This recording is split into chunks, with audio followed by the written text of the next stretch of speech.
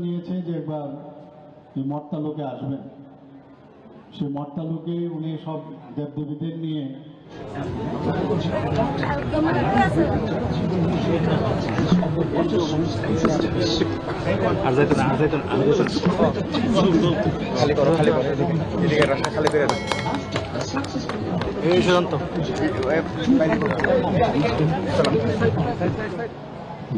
Decision নিয়েছে যে একবার মর্তা লোকে আসবেন, সে মর্তা লোকে উনি সব দেবদেবীদের নিয়ে এখানে ঊনকোটিতে এসছেন।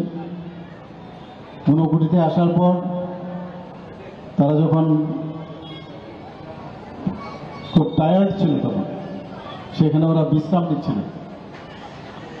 বিশ্রাম নেওয়ার সুবাদে সেখানে হঠাৎ করে সবাই ঘুমিয়ে গেছে অন্যান্য দেবদেবীরা। মহাদেব সেখান থেকে যা কথিত আছে যে এখানে এই ব্রহ্মকুণ্ড যেখানে আমরা দাঁড়িয়ে আছি সেখানে এসছেন উনি। এখানে এসে উনি ধ্যান করলেন 3 দিন সময়। আর সেখানে কি হলো, সব দেবদেবীরা যখন ঘুম থেকে উঠলো দেখে মহাদেব নেই। তো মহাদেব নেই, চিন্তা করতে লাগলো যে মহাদেব আমাদের ছেড়ে বোধহয় চলে গেছেন, কৈলাসে বোধহয় চলে গেছেন। তো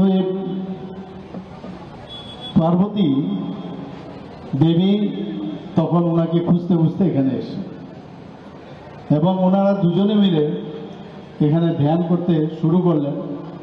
এবং যাওয়ার পরে যা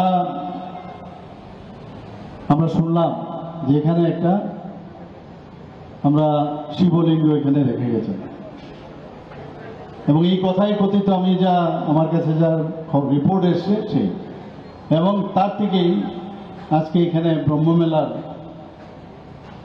যে এখানে শুরু হয় সেটাকে সামনে রেখে সে কাহিনী আমাদের পৌরাণিক কাহিনী।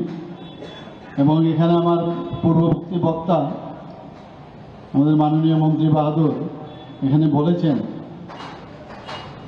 যে এখানে দুবার বছরে 2 বার এখানে এই ধরনের মেলা হয়। এবং আজকে এই বসন্তকালে এখানে পুজো অর্চনা এবং এই ধরনের মেলা হয়।